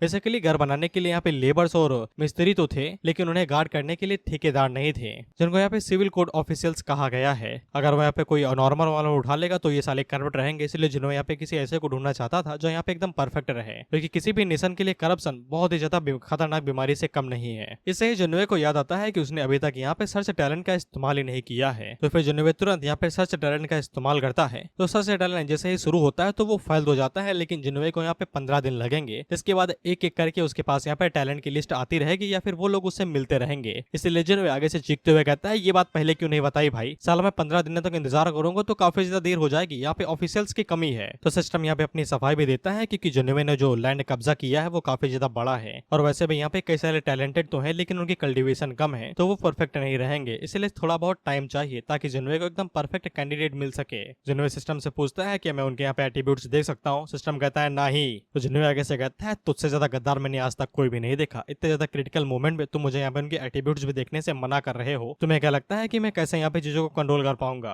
अब उसी टाइम पे जिन्वे के पास नेजा आता है जो कि उससे कहता है उसे बोरियत हो रही है, वो बॉय ऊब गया है यहाँ पे बैठे बैठे सेब खा खा के। तो जिन्वे से पूछता है कि मैं यहाँ पे जाके थोड़ा सा राइटर्स अलायंस के गुद्दी दबोच आऊं, तो जिन्वे उसे मना कर देता है। लेकिन उसी टाइम पे उसके पास नोटिफिकेशन आता है कि वो सीनियर मॉन्क और यहाँ पे बुद्धिस्ट क्लैन राइटर्स अलायंस के साथ हाथ मिला चुका है और वो दोनों यहाँ पे जिन्वे की फील्डिंग सेट करने वाले हैं। और ये सब कुछ करने के लिए यहाँ पे बुद्धिस्ट क्लैन जिन्वे के खिलाफ ये बात फैलाने वाला है कि जिन्वे के ऊपर एक डीमन ने कब्जा कर रखा है। एक डीमन ने सच में कब्जा किया है, उसका नाम है हवस। अब अगर जिन्वे उन दोनों को यहाँ पे हरा देता है तो फिर उसे यहाँ पे गॉड और डीमन को समन करने का मौका मिलेगा, गॉड से डंजन इस्तेमाल करने का मौका मिलेगा और साथ ही में वो यहाँ पे टैलेंट सर्च का इस्तेमाल दोबारा कर सकता है। जिस पे जिन्वे सिस्टम से कहता है कि ये बात पहले बतानी चाहिए थी भाई, अभी मुझे ये सब कुछ जरूरत है। तो जिन्वे यहाँ पे नेजा को हरी झंडी देता है ये कहते हुए कि गुद्दी क्या, तुम तो उनके गोटे भी दबोचाओ, मुझे कोई दिक्कत नहीं है, बस मेरा नाम न लेना और ना ही उन्हें ये पता चलने देना कि मेरा तुम्हारा कोई रिलेशन है। जाओ और जाके जिसके गुट्टे फोड़ने हैं वो फोड़ो, किसकी गुद्दी दबोचनी उसकी दबोचो। लेकिन सिस्टम यहाँ पे जिन्वे से ये भी कहता है कि थोड़ा सा संभल के बाबू, थोड़ा सा संभल के, अगर नेजा ने वहाँ पे कुछ ज्यादा ही जलवा दिखा दिया तो फिर वो डर के यहाँ से हमेशा के लिए भागे जाएंगे और जिन्वे को बाकी मिशन नहीं मिलेंगे। इसमें जिन्वे आगे से कहता है अब यार ये बड़ी गलत बात है यार, तुम एक तो पहले सबको भेज दो मेरी तरफ फील्डिंग सेट करा के, अब मैं उनको यहाँ पे भगाऊं तो तुम ये कहो कि उन्हें भगा भी नहीं सकता ताकि मिशन नहीं मिलेंगे, ये गलत बात है। लेकिन तब तक नेजा उड़ जाता है क्योंकि अब जिन्वे कुछ कर भी नहीं सकता तो वो यही कहता है कि तुमने मेरे हाथ बांध रखे हैं, अब सब कुछ नेजा के ही भरोसे है भाई। अब इसके बाद हम लोग जिन्वे को देखते हैं जिसके ऊपर हवस का डीमन जाग चुका था, इसलिए वो डाजी के पास आता है। लेकिन नैन हाई पहले से ही अंदर थे और वो मन के अंदर सोचता है कि ये यहाँ पे क्या कर रही है। तो नैन हाई के ऊपर अलग परेशानी थी, उसके फादर ने उसे मैसेज करके बताया है कि चुपचाप घर वापस आ जाओ, मुझे पता है कि तुम कहाँ गेड़िया मार रही हो, इससे पहले कि मैं तुम्हें जबरदस्ती वहां से उठा के लेके आऊं घर में बंद कर दूं। इसके बाद तुम सिर्फ चूल्हा चौखाई करोगी और कुछ भी नहीं। जिस पे जुने नैन हाई से कहता है कि तुम चिंता क्यों करती हो, मैं हूं ना, मैं तुम्हें कहीं भी जाने नहीं दूंगा, वो तो हम अगले चैप्टर्स में देखेंगे। तो फिर डाजी यहाँ पे जिन्वे को बता देती है ऐसा करने से तुम यहाँ पे पूरे सी ड्रैगन क्लैन के खिलाफ युद्ध छेड़ दोगे। वहीं पे नैन हाई को पता था कि उसका फादर कितना बलवान है, इसलिए वो जिन्वे से ये कहती है कि उसे ये सब कुछ करने की जरूरत नहीं है। तो जिन्वे नैन हाई से पूछता है कि वो कितना ज्यादा स्ट्रॉन्ग है, तो नैन हाई उसे बताती है कि जो साउथर्न सी है वो यहाँ पे साउथर्न रीजन से दुगना बड़ा है और मेरे फादर वहाँ के रूलर हैं, तुम्हें क्या लगता है कि वो कितने स्ट्रॉन्ग होंगे कि वो पूरी जगह को यहाँ पे लीड कर रहे हैं। जिस पे जिन्वे आगे से ये कहता है कि उसके पास कोई ना कोई तरीका रहेगा, तब तक वो सब कुछ फिक्स कर देगा। इसके अगले सीन में हम लोग देखते हैं कि फेंग हुआंग जिन्वे के पास आती है कोई लेटर लेके, ये कहते हुए कि ये बैटल रिपोर्ट है। जिन्वे आगे से पूछता है ये क्या चीज है, तो फेंग हुआंग उसे बताती है कि इसमें रिपोर्ट है और क्या है, और वो यहाँ पे जिन्वे को बताती है कि कल यहाँ पे राइटर्स अलायंस के ऊपर किसी मिस्टीरियस फोर्स ने धावा बोल दिया था और ये कुछ ज्यादा ही पावरफुल था। उसने यहाँ पे उन्हें इतनी बुरी तरीके से मारा कि वो साले अधेड़ हो गए, इसलिए वो लोग जल्दी जल्दी से यहाँ पे कल्टी मार रहे हैं और ऐसा कहा जा रहा है कि उन लोगों ने यहाँ पे ओनर्स लैंड आधा छोड़ ही दिया है। तो जिन्वे आगे से कहता है ये तो गुड न्यूज हुई ना, लेकिन फेंग हुआंग उसे बताती है ये गुड न्यूज हुई तो मुस्कुरा रहे हो, एक मिस्टीरियस फोर्स यहाँ पे राइटर्स अलायंस को पूरी तरीके से निपटा देता है। लीडर की भाई गोटे मुंह में आ चुके थे, वो मरते मरते बचा है, इसलिए सही सलामत भाग गया वो यहाँ से। और तुम्हें क्या लगता है अगर उसने हमारे ऊपर इस तरीके से धावा बोल दिया तो फिर हम क्या करेंगे? लेकिन हमें तो पता है कि वो मिस्टीरियस फोर्स और कोई नहीं नेजा ही थी। इसलिए जिन्वे आगे से कहता है अगर दुश्मन को चोट लगती है तो खुशी मुझे मिलती है, इसमें कोई दिक्कत नहीं है। इसलिए वो अंगड़ाई लेते हुए कहता है कि सब कुछ चंगा है। तो फेंग हुआंग उसे कहती है भाई एक बात सुन मेरी, अगर वो हमारे पीछे आया और हमारे ऊपर हमला कर दिया तो फिर हम कहाँ जाएंगे? तो जिन्वे आगे से कहता है है कुछ नहीं होगा बहन, कुछ नहीं होगा।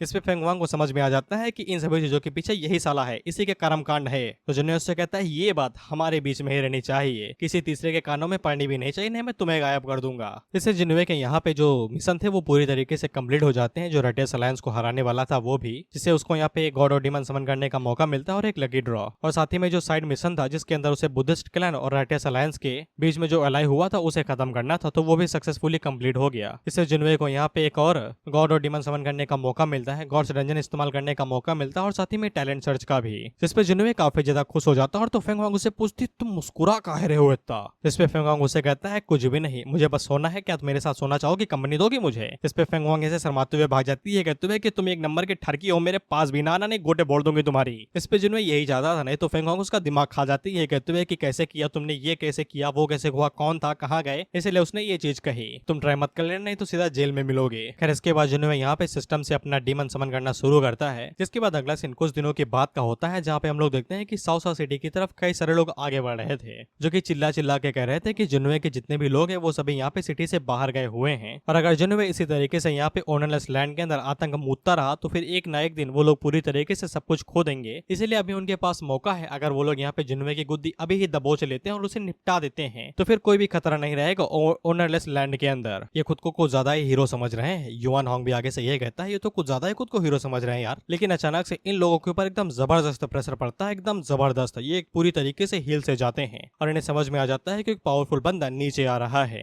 जिसके बाद हम लोग देखते हैं कि जो बंदा नीचे आया था वो असल में एक जाइंट गॉड था, और आगे से कहता है कौन है भाई, कौन यहाँ पे हीरोगिरी दिखा रहा है। और ऑफकोर्स ये बंदा यहाँ पे जुनवे की साइड पे ही था, ये उसका नया समन था। खैर ये जाइंट गॉड उन लोगों से कहता है कारे भाई काहे इतनी हीरोगिरी दिखा रहे हो। वह ये लोग जैसे ही जाइंट गॉड का ऑरा से महसूस करते हैं तो इनकी इतनी ज्यादा फटती है ये तुरंत यहाँ से भाग लेते हैं, ये कहते हुए कि हम तो इसके मुकाबले के भी नहीं है, अगर ये पात दिया तो हम लोग जहर से ही मर जाएंगे, इसीलिए भाग लो यहाँ से। अब उसी टाइम पे उस जाइंट गॉड की नजर यहाँ पे युआन होंग के ऊपर पड़ती है, जिसके अंदर से ऑरा निकल रहा था। बेसिकली इन दोनों की बनने नहीं वाली थी। बोवेन को भी यही लगता है कि यहाँ पे जाइंट गॉड उनकी तरफ ही आगे बढ़ेगा क्योंकि उसके कुछ अच्छे इरादे नहीं है। लेकिन जुनवे उन लोगों से कहता है शांत रहो हर कोई, ये हम में से एक ही है। खैर इसके बाद जाइंट गॉड यहाँ पे जुनवे के सामने झुकता है और उसे ग्रीट करता है, ये कहते हुए कि वो उसके लिए कुछ भी करेगा। तो जुनवे यहाँ पे जाइंट गॉड से कहता है कि अब से तुम मेरे यहाँ पे असॉल्ट जनरल बनोगे और सभी एनिमीज को यहाँ पे एक तरीके से साफ कर दोगे पाद मार के। इस पे युआन होंग जुनवे को यहाँ पे बधाई देता है कि जुनवे को यहाँ पे एक और जनरल मिल चुका है। वहीं पे जुनवे अपने मन के अंदर यही सोचता है कि यहाँ पे ओनरलेस लैंड के अंदर से रेटियस अलायंस पूरी तरीके से भाग चुका है, तो फिर अब यहाँ पे पूरे ओनरलेस लैंड के ऊपर कब्जा करने का सही समय आ चुका है। इसके बाद हम लोग जुनवे को देखते हैं जो की मीटिंग कर रहा था, और बोवेन यहाँ पे जुनवे को बताता है कि उन लोगों ने अभी तक जितने भी सिटीज को कैप्चर किया है उनमें से उन लोगों को यहाँ पे 1,07,000 सोल्जर्स मिल चुके हैं, लेकिन वो सभी यहाँ पे एकदम जिद्दी हैं, इसलिए उन लोगों को ट्रेन करना काफी ज्यादा टफ हो गया है। इसलिए जुनवे यहाँ पे युआन होंग को ये चीज कहता है कि तुम उन्हें यहाँ पे ट्रेन कराओ, तो फिर नेजा आगे से नाराज हो जाता है, ये कहते हुए कि मुझे ये काम क्यों नहीं दिया गया। इस पे जुनवे उसे ये कह देता है कि फ्यूचर में और भी ज्यादा जरूरी काम है जिसके लिए तुम्हें यहाँ पे रखा गया है, और वो हम लोगों को बताता है कि नेजा के मुकाबले में युआन होंग थोड़ा सा बहुत शांत है और वहाँ पे ट्रुप्स को आसानी के साथ लीड कर सकता है, नेजा तो उनकी मुंडी ही फोड़ देगा। वह जुनवे बोवन से कहता है कि तुम इसके साथ जाओ और इसे असिस्ट करो। वह जुनियर गोंग बाओ से कहता है कि तुम जाइंट गॉड के साथ बात करते रहो, तुम उसके साथ अच्छे से बात कर सकते हो। इसके बाद वो बाकी लोगों को यहाँ पे से भेज देता है और नेजा से कहता है कि तुम यहाँ पे जब रेडियस अलायंस के साथ फाइट कर रहे थे तब तुमने यहाँ पे क्या कोई बुद्धिस्ट मॉन्क देखा था, जिसपे नेजा यहाँ पे जुनवे को बताता है कि वहाँ पे टोटल 5 मॉन्क थे और वो पांचों ही कमाल के थे, खासकर वो 4 जो कि एक साथ मिलकर काम कर रहे थे। वो यहाँ पे आसानी के साथ में किसी भी ऐसे बंदे के साथ फाइट कर सकते थे जो यहाँ पे गोल्डन इमोर्टल रियलम पे होता।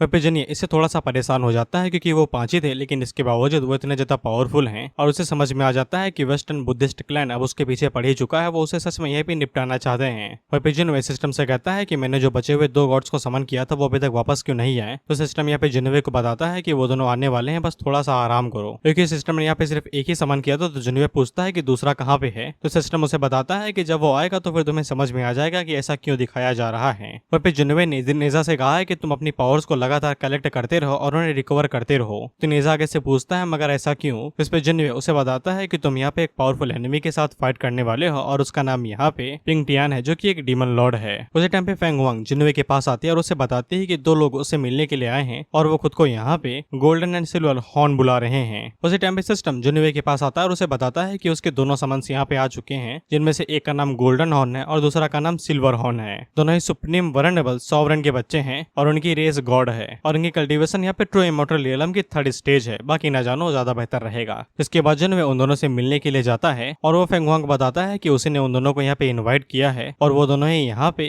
ट्रू इमॉर्टल रियलम के इंडिविजुअल्स हैं। इस पे फेंग वांग काफी ज्यादा हैरान होती है क्योंकि वो खुद यहाँ पे सिर्फ गोल्डन कोर रियलम पे है, लेकिन इसके बावजूद जिनकी एज उससे कम है लेकिन वो फिर भी यहाँ पे उससे ज्यादा स्ट्रॉन्ग है। वह भी जिनमें थोड़ा सा बुद्धि चलाते हुए हम लोगों को बताता है कि यहाँ पे गोल्डन एंड सिल्वर हॉर्न के पास 5 मैजिकल वेपन्स है और जिनमें अपनी मन के अंदर सोचता है कि सालों में से कहीं से 2 में निकलवा लूं तो मजा ही आ जाए। इसके बाद हम लोग सिल्वर हॉर्न और गोल्डन हॉर्न को देख भी लेते हैं और ये दोनों एक ही सिक्के के गोल्डन एंड सिल्वर हॉर्न है। वह भी जिनमें जब इन दोनों से मिलता है तो वो इनसे कुछ ज्यादा एकदम बातें करे दे रहा, हम छाछ में डुबा के जबान में बात कर रहा था। वो तुम लोग आए मुझे खुशी हुई, मैं तुम लोगों के बिना सही न रहता, मैं सलामत नहीं रहता, तुम लोग आए मुझे बहुत ही ज्यादा खुशी हुई। जिसपे वो लोग आगे से कहते भी हैं कि आप कुछ ज्यादा ही पोलाइट हो रहे हैं, लेकिन जिनवे आगे से कहता है कि मैं पोलाइट नहीं हूँ, मैं बस तुम्हारी बात कर रहा हूँ कि तुम जैसे 2 महान लोग मेरे किंगडम के अंदर आए तो फिर हमारे लिए बहुत ही सम्मान की बात है। और वो उन लोगों से कहता है कि तुम दोनों की तारीफ करनी ही चाहिए, जिसपे वो दोनों काफी ज्यादा खुश हो जाते हैं। जिसके बाद सिल्वर हॉर्न अपने पास से यहाँ पे 7 स्टार की एक शॉट बाहर निकालता है जो कि वो जिनवे को यहाँ पे गिफ्ट के तौर पे देने वाला था। और फिर जिनवे हम लोगों को बताता है कि इन दोनों के पास यहाँ पे कोई भी सोशल एक्सपीरियंस नहीं है, यानी कि इंट्रोवर्ट है ये, वो भी एकदम दबा के।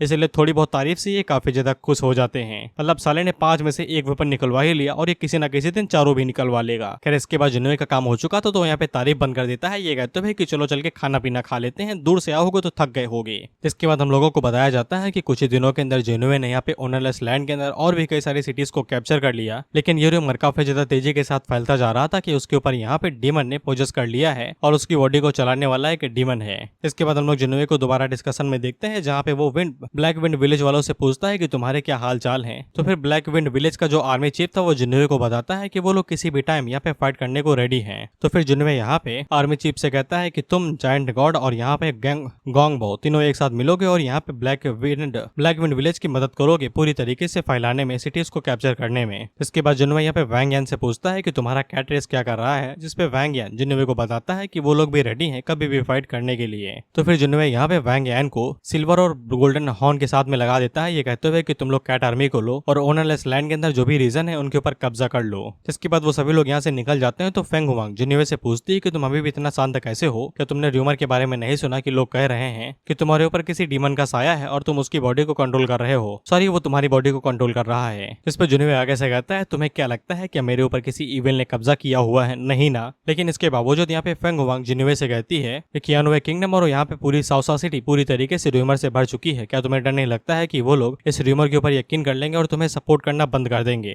जिस पे जिनवे आगे से कहता है कि उसके पास यहाँ पे ज्यादा टाइम नहीं है सभी फालतू की चीजें क्लियरफाई करने का, उन लोगों को वैसे भी यहाँ पे अभी बहुत सारी चीजों को क्लियर करना और मेजर करना है। फेंग हुआंग उसे पूछती है कौन सी चीज है, तो जिनवे उसे बताता है। तो जिनवे आगे से कहता है कि ये एक सीक्रेट है और वो फेंग हुआंग से कहता है कि इतना याद रखना कि हमें यहाँ पे कभी भी पैनिक करने की जरूरत नहीं है। इस पे फेंग हुआंग नाराज हो जाती है कि तेरा राज कहाँ छुपा के रखोगे भाई, कहाँ लेके जाओगे। वहीं पे जिनवे हम लोगों को बताता है कि बुद्धिमान इंसान को पता होगा कि राइटर्स अलायंस इसका इस्तेमाल सिर्फ मेरे खिलाफ कर रहा है ताकि वो मेरे साथ वॉर कर सके। रही बात नॉर्मल पब्लिक की, तो फिर उन लोगों को बस यहाँ पे बिजनेस करना और सिविल टैक्स को थोड़ा सा मेंटेन करना है। अगर उनकी जिंदगी में सब कुछ चंगा चल रहा है तो फिर उन्हें सरकार से कोई लेना देना नहीं है और न उन्हें कोई फर्क पड़ता है कि उनको लीड करने वाला एक डीमन ही क्यों ना हो, वो उसे फिर भी सपोर्ट करेंगे, विच इज ट्रू। इसके बाद हम लोग जिनवे को रात में देखते हैं, जिसके बाद वो घंटी बजाता है तो फिर यहाँ पे व्हाइट एंड ब्लैक रिवर्स आ जाते हैं। तो जिनवे उन लोगों से पूछता है कि डिमोनिक पाथ में क्या क्या चल रहा है। इस पे ब्लैक रिपर जिनवे को बताता है कि यहाँ पे जो पिंक टियान है वो जैसे जैसे आगे बढ़ता जा रहा है वो अपने सामने आने वाली हर एक चीज को यहाँ पे हमेशा के लिए सुलाते जा रहा है। पूरे डिमोनिक पाथ के अंदर किसी के अंदर भी हिम्मत नहीं है कि वो यहाँ पे पिंक टियान के साथ जाके भिड़ जाए। व्हाइट रिपर जिनवे को बताती है कि पिंक टियान के सामने यहाँ पे गोल्डन रियलम कुछ भी नहीं है, सॉरी गोल्डन इमॉर्टल रियलम। हाल ही में अंडरवर्ल्ड के अंदर ऐसे कई सारे सोल्स आ रहे हैं जिनके रियलम यहाँ पे गोल्डन टूर इमॉर्टल रियलम है, लेकिन इसके बावजूद वो यहाँ पे पिंक टियांग के सामने टिक नहीं पा रहे हैं और वो लोग यहाँ पे एक झटके के अंदर हारे गए। इससे जिनवे को समझ में आ जाता है कि पिंक टियांग के साथ निपटना काफी ज्यादा टफ होने वाला है।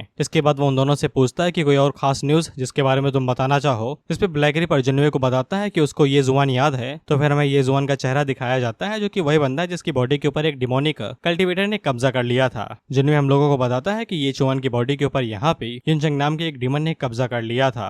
ब्लैक रिपर जिनवे को बताता है कि उसने हाल ही में यहाँ पे डार्क नाइट सेक्ट को ज्वाइन कर लिया है। इस पे जिनवे आगे से कहता है अरे वाह मेरे एनिमी अब टीम अप भी कर रहे हैं मुझसे भिड़ने के लिए, काफी ज्यादा अच्छी बात है। और जिनवे उन दोनों से कहता है कि इनके ऊपर नजर बनाए रखो, जैसा ही समय आएगा तो हम इनकी गुद्दी दबोच लेंगे। अब इसी के बाद जिनवे के पास एक नोटिफिकेशन आता है जो कि साइड मिशन था, जिसके अंदर जिनवे को अब यहाँ पे पूरी तरीके से ओनरलेस लैंड के ऊपर कब्जा करना था। मिशन के डिटेल्स में बताया जाता है कि यहाँ पे जो होली एम्परर है वो जिनवे से काफी ज्यादा खुश है। अगर वो यहाँ पे ओनरलेस लैंड को पूरी तरीके से कैप्चर कर लेता है तो फिर होली एम्परर और भी ज्यादा खुश हो जाएगा और जिन्होंने यहाँ पे होली एम्परर की साइड पे आ जाएगा। और ये मिशन जैसे ही कंप्लीट हो जाएगा तो फिर जिन्होंने को यहाँ पे एक बार गॉड और डीमन समन करने का मौका मिलेगा और एक और गॉड आर्मी समन करने का मौका मिलेगा और साथ ही में एक और नई स्किल सीखने का मौका मिलेगा। जिन्होंने उन दोनों से पूछता है अगर वो यहाँ पे ओनरलेस लैंड के ऊपर कब्जा कर लेता है तो फिर वो यहाँ पे होली एम्परर का चहीता कैसे बन जाएगा, जिसपे ब्लैक रिपर जिन्होंने को बताता है कि होली एम्परर के लिए ये काफी ज्यादा इजी चीज है क्योंकि वो इसकी मदद से यहाँ पे बैलेंस बनाए रख सकता है और ये उसके लिए एकदम परफेक्ट स्ट्रेटेजी है,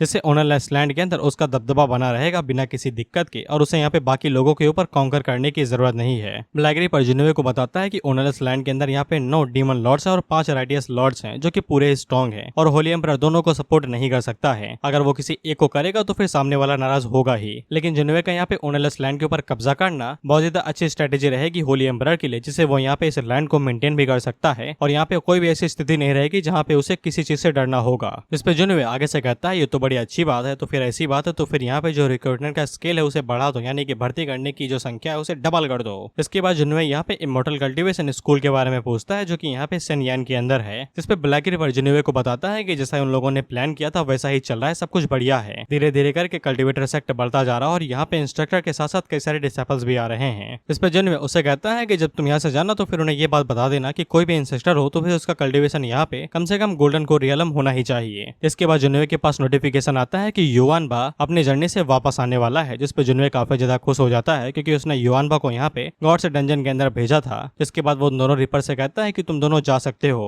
और फिर सिस्टम जुनवे से इतना ही कहता है कि बढ़िया यही रहेगा कि तुम बाहर जाके युवानबा से मिलो क्योंकि उसके साथ और भी कई सारे लोग आ रहे हैं। इस पे जुनवे और भी ज्यादा खुश हो जाता है क्योंकि यहाँ पे युवानबा ने कई सारे लोगों को भर्ती किया होगा, अब उसके पास और भी ज्यादा पावरफुल लोग होंगे। इसके बाद जुनवे जब बाहर जाता है तो बाहर उसके इंतजार में कई सारे लोग खड़े हुए थे। वहीं पे युवानबा सबसे आगे खड़ा था, जिसके बाद वो नीचे झुक के जुनवे को यहाँ पे ग्रीटिंग्स देता है और पीछे में उड़ के उन लोगों से कहता है खड़े क्या हो बे, जल्दी से घुटनों पे बैठो और यूनिवर्सिटी को ग्रीट करो। इस पे वो सभी लोग भी नीचे बैठते हैं और जुनवे को यहाँ पे ग्रीट करते हैं। वहीं पे युवानबा इन सभी डिसेपल्स का फादर है और जुनवे ये सुन के हैरानी हो जाता है और वो युवानबा से कहता है कितने सारे बच्चे, कितनी बीवी है रे तेरी। इस पे युवानबा आगे से कहता है ऐसा नहीं है, ये सभी ऑर्फन्स थे, मुझे नहीं यहाँ पे अडॉप्ट करना पड़ा, नहीं तो ये पीछे जाके मर ही जाते। इस पे जुनवे आगे से कहता ऐसी बात है क्या, चिंता न करो, मैं तुम सभी लोगों का ख्याल रखूंगा। इसके बाद सिस्टम यहाँ पे जुनवे को युवानबा का एट्रीब्यूट पैनल दिखाता है जहाँ पे तुम देखते हो तो युवानबा की कल्टीवेशन अब यहाँ पे ट्रू इमॉर्टल रियलम की 9th स्टेज हो चुकी थी। इसको देख के यहाँ पे जुनवे की आंखें ही बाहर आ जाती हैं क्योंकि यहाँ पे उसने रेड बॉय को भी सप्रेस कर दिया था कल्टीवेशन के मामले में। वह पे युवानबा जुनवे को बताता है उसके बच्चों में से सबसे कमजोर यहाँ पे नासन सोल रियलम पे है और सबसे स्ट्रॉन्गेस्ट यहाँ पे अर्थ इमॉर्टल रियलम पे है। इसको सुन के जुनवे की दोबारा आंखें बड़ी हो जाती है। वो आगे से कहता है ये तो पहले ही बाहुबली है, इनको यहाँ पे क्यों लेके आए तुम। साथ में युवानबा जुनवे को यह भी बताता है कि उसकी मुलाकात यहाँ पे कॉन्ग जुआन से भी हुई थी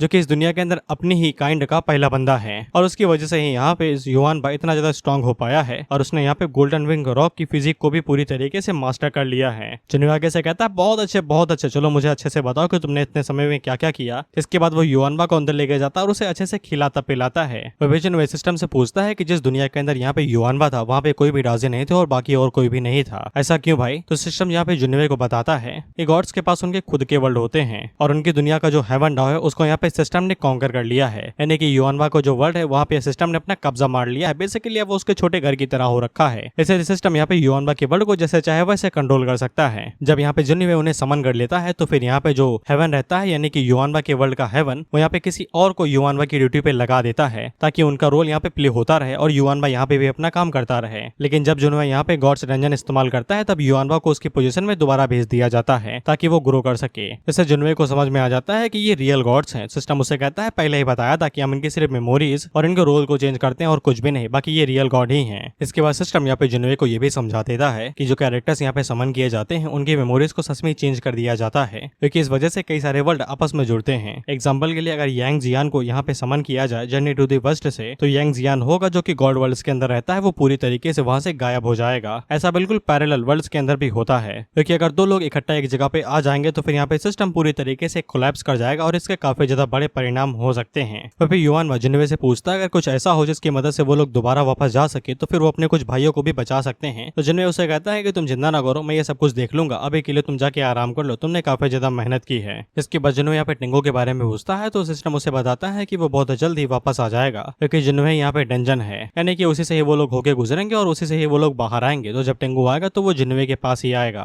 वह पे जुनवे अपने मन के अंदर सोचता है अगर वो इसका इस्तेमाल बिल्कुल ऐसे करे तो फिर वो यहाँ पे सावुजिंग, युआन सान होंग और बाकी लोगों को भी तो भेज सकता है ना। इस पे जुनवे मन के अंदर सोचता है कि अब उसे यहाँ पे और भी लोगों को, पावरफुल लोगों को भेजना चाहिए, लेकिन ऑथर ऐसा करता नहीं है। वो हर बार यहाँ पे कमजोर कमजोर लोग को ही भेजता है, फिर मानना एकदम ईजी हो जाएगी ना। इसीलिए खैर ये जो युवानवा वाले बच्चों वाली बात है, क्योंकि ये काफी ज्यादा पावरफुल है, तो जुनवे ने यहाँ पे इन्हें छुपा के रखा है अपने हिडन कार्ड के तरीके, ताकि किसी को पता भी ना चले कि यहाँ पे जुनवे ने क्या क्या छुपा के रखा है। इसके अगले सीन में हम लोग जुनवे को कियानवे किंगडम के अंदर देखते हैं, जहाँ पे ताइसी आगे से पूछता है कि आपको कुछ है ना है क्या। इस पे जुनवे आगे से कहता है मैं आसपास के नेशंस के साथ यहाँ पे वॉर करना चाहता हूँ। जिसपे ताइसी यहाँ पे जुनवे से इतना ही कहता है ये काफी ज्यादा टफ हो सकता है, क्योंकि वो लोग पहले ही यहाँ पे ऑनरलेस लैंड के अंदर फाइट कर रहे हैं, और अगर वो लोग यहाँ पे भी फाइट करने लगेंगे तो फिर उन्हें चारों तरफ से घिरा जा सकता है। बगल में ही युवानबा खड़ा था, वो आगे से कहता है कि जब तक वो यहाँ पे है तब तक उन्हें किसी भी चीज की चिंता करने की जरूरत नहीं है। इस पे ताइसी और बाकी मंत्री यहाँ पे मान ही जाते हैं, क्योंकि अब वो कर भी क्या सकते हैं, जिन्होंने ऑर्डर दिए हैं तो फिर फॉलो करने ही पड़ेंगे। इसके बाद वो लोग पूछते हैं कि सबसे पहले वो लोग किसे बलि का बकरा बनाएंगे। इस पे जिन्होंने आगे से कहता है कि हम लोग शुरुआत यहाँ पे वूकिंग किंगडम के साथ में करेंगे। इसके बाद वो उन लोगों से कहता है गुवानियो को यहाँ पे बुलाना, मुझे उससे कुछ जरूरी बात करनी है।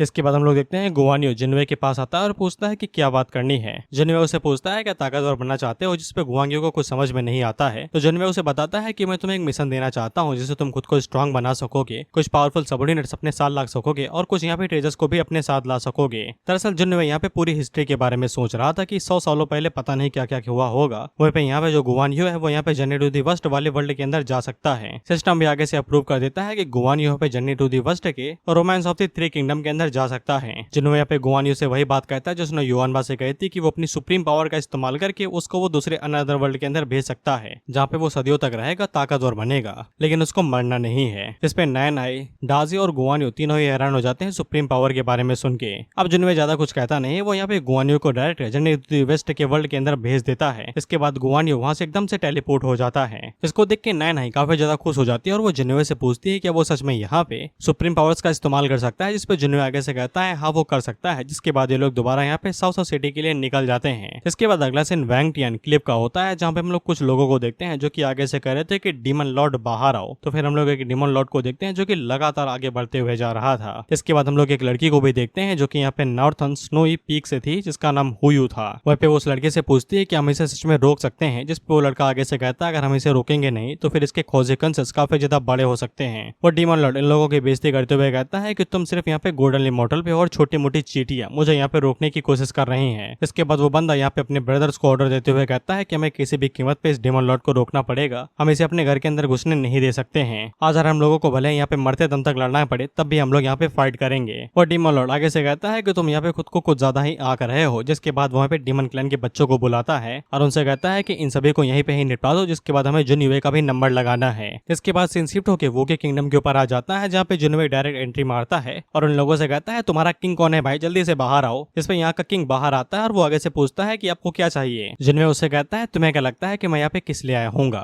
तुमने यहाँ पे कभी कियानवे किंगडम के खिलाफ में कुछ किया था ना, तुमने कभी सोचा भी नहीं कि वो चीज तुम्हारे साथ भी हो सकती है। इस पे वोके किंगडम का जो एम्परर था वो आगे से यहाँ पे रिवर्स टेक्निक का इस्तेमाल करता है और घुटने टेक के जुनवे से कहता है ये उसकी ही गलती थी, उसे पता था कि ये दिन आएगा, और वो जुनवे से रिक्वेस्ट करता है कि वोके किंगडम के जितने भी लोग हैं उन्हें छोड़ दिया जाए। वो अपनी गलती के लिए यहाँ पे कुछ भी करने को राजी है। जिसपे वोके किंगडम के जितने भी लोग थे वो आगे से दरिया दिल में बह जाते हैं। वो आगे से कहते हैं कि हमारे एम्परर ऐसे कैसे खुद को यहाँ पे लज्जित कर सकते हैं, यानी कि बेचते। इसके बाद आगे से कहते हैं कि हमें यहाँ पे मरते दम तक फाइट करना चाहिए अपने एम्परर के लिए। और वो सभी जुनवे से कहने लगते हैं क्या तुम्हें सच में हमारे एम्परर और किंगडम को डिस्ट्रॉय करने की जरूरत है। इस पे जुनवे आगे से कहता है जब तक एम्परर किंग अपने आप को यहाँ पे निपटा लेते हैं तब तक मैं यहाँ पे वोके किंगडम को कुछ भी नहीं करूंगा। और ऑफ कोर्स एम्परर इस चीज के लिए नानुकुर कर ही रहा था, तो जुनवे उसके ऊपर हमला करता है और उसे खुद ही निपटा देता है। एम्परर के निपट जाने के बाद में जुनवे के बारे में यहाँ पे बात होने लगती है। सभी लोग आगे से कहते हैं कि एम्परर नहीं रहा और जुनवे उन लोगों से कह देता है कि अब से वोके किंगडम नहीं रहेगा, अब से इस पूरी जगह को कियानवे किंगडम के अंदर लिया जाएगा। वह कियानवे किंगडम से कुछ लोग थे जिन लोगों ने यहाँ पे वोके किंगडम के अपने दोस्तों को लेटर में लिख के भेजा था कि जुनवे काफी अच्छा राजा है, वो यहाँ पे अपने लोगों को काफी अच्छे से ट्रीट करता है, अगर वो तुम्हारे किंगडम में दिखाई दे तो अच्छे से उसकी बातचीत करना और उसकी तारीफ करना। इसलिए सभी यहाँ पे एम्परर को वोके एम्परर को पूरी तरीके से बुला ही देते हैं कि वो साला कभी एग्जिस्ट भी करता था, ये अब यहाँ पे जुनिवे को अपना एम्परर मान लेते हैं। जनता से बड़ा डोगला इस दुनिया में कोई भी नहीं है, इस बात को तुम मान लो। उसी टाइम में जुनिवे के पास नोटिफिकेशन आता है कि यहाँ पे टेंगू वापस आने वाला है अपने डंजन से, जिस पे जुनिवे पीछे मुड़ता है और कोनसाओ से कहता है कि यहाँ का बेड़ा तुम संभालो, मैं जा रहा हूँ किसी काम से। इसके बाद जुनिवे किंगडम के पास पहुंचता है तो बाहर युआन भाई खड़ा था। वो भी जुनिवे से पूछता है कि आप अकेले क्यों आए हुए हो, तो जुनिवे उसे बता देता है कि वो टेंगू का इंतजार कर रहा है। इस पर युआन भी आगे से कहता है कि वो भी देखना चाहता है कि टेंगू ने कितना ज्यादा खुद को स्ट्रॉन्ग बना लिया है। इसके बाद जब वहां से पोर्टल खुलता है तो फिर टेंगू बाहर निकलता है, लेकिन इसके हालात खुद खराब थे। इसकी हालत दिल्ली के कुत्तों की तरीके हो रखी थी, मार खाया हुआ एकदम गुस्से में। जुनिवे से पूछता है क्या हुआ भाई, कहाँ घुस गए थे, किसने तुम्हें पकड़ लिया। इस पे टेंगू यहाँ पे जुनिवे से इतना ही कहता है कि उसे वापस भेज दिया जाए, वो यहाँ पे ट्रू लॉर्ड को ऐसे ही नहीं छोड़ सकता है। जिस पे जुनिवे को पता चल जाता है कि ये यहाँ पे एयरलैंग सन की बात कर रहा है, जो कि एक ट्रू लॉर्ड है। ये पक्का उसके साथ भीड़ रहा होगा, लेकिन तभी यहाँ पे टेलीपोर्टेशन वाला टाइम खत्म हो गया तो ये यहाँ पे टेलीपोर्ट हो गया। जुनिवे उन दोनों से कहता है चिंता न करो, इस दुनिया का टाइम और उस दुनिया का टाइम बिल्कुल अलग अलग चलता है। वो अगली बार यहाँ पे यांग जियान को ही खींच लाएगा उसकी दुनिया से, और जब उन लोगों को वापस भेजेगा तो वो लोग उसी टाइम पे वापस पहुंच जाएंगे जहाँ से इन लोगों ने छोड़ा था। इस पे वो दोनों ही हैरान हो जाते हैं जुनिवे की इतनी पावरफुल चीजों को देख के। जुनिवे उन दोनों से इतना ही कहता है कि तुम चिंता ना करो, मैं किसी को भी तुम्हारी दुनिया से खींच के ला सकता हूँ, लेकिन मेरी कल्टीवेशन कम है तो फिर मैं अपनी सुप्रीम पावर्स का इस्तेमाल अच्छे से नहीं कर सकता हूँ, जिसपे उन दोनों को कोई भी दिक्कत नहीं थी। इसके बाद जुनिवे सिस्टम से कहता है कि जरा मुझे टेंगू का यहाँ पे एट्रीब्यूट सिस्टम दिखाना, तो फिर हमें यहाँ पे टेंगू के कल्टीवेशन के बारे में बताया जाता है, जो कि गोल्डन इमॉर्टल रियलम की फर्स्ट स्टेज थी। इसको देख के जुनिवे बिल्कुल ही हैरान हो जाता है, क्योंकि यहाँ पे युआनवा की स्ट्रेंथ भी इतनी ज्यादा नहीं बढ़ी थी जितनी टेंगू की बढ़ गई। युआनवा की स्ट्रेंथ यहाँ पे सिर्फ ट्रू इमॉर्टल तक ही बढ़ी थी, लेकिन टेंगू की यहाँ पे गोल्डन इमॉर्टल रियलम तक बढ़ गई। अब उसी टाइम में जुनिवे के पास एक न्यूज रिपोर्ट आती है। ये उसी रिपोर्ट के बारे में जो मैंने पहले बताया था कि पिंक टियान यहाँ पे कुछ लोगों के साथ भिड़ने वाला है, वही जिनके बारे में बता रहा था मैं। इसके बाद सीन शिफ्ट हो गया तो फिर हमें उसकी कहानी आगे पता चलती है कि 5 हीरोज तो लड़े थे, उनमें से 3 तो निपट ही गए भाई, लड़ते लड़ते ही 2 जो बचे वो अधमरे हो गए और उन्हें वापस लेके जाया गया। इसके बाद वहाँ पे कम से कम 10 मिलियन से ज्यादा लोगों की जाने गई हैं सिर्फ पिंक टियांग को रोकने के मामले में, लेकिन इसके बावजूद वो लोग उसे रोक नहीं पाए। इससे जुनिवे को समझ में आ जाता है कि पिंक टियांग को रोकना बहुत ज्यादा टफ होने वाला है और वो लगातार उनकी तरफ आगे बढ़ते जा रहा है। वह जुनिवे को पिंक टियांग के बारे में ज्यादा इन्फॉर्मेशन नहीं है, बस इतना ही पता है कि वो एक डीमन लॉर्ड है। वो एक बुल डीमन के तौर पे पैदा हुआ था और उसके पास यहाँ पे बुल मैजिक किंग की जितनी पावर्स हैं। हालांकि अभी तक युआनवा को पता नहीं कि पिंक टियांग कौन है, इसलिए वो आगे से कहता है चिंता न करिए, मैं उसे अकेले ही हैंडल कर लूंगा। लेकिन जुनिवे उसे कहता है कि अकेले नहीं कर पाओगे बालक, हमें सभी लोगों की जरूरत पड़ेगी। जिसके बाद वो कहता है कि सभी लोगों को बुलाओ, हम लोगों को इसके बारे में डिस्कशन करना पड़ेगा।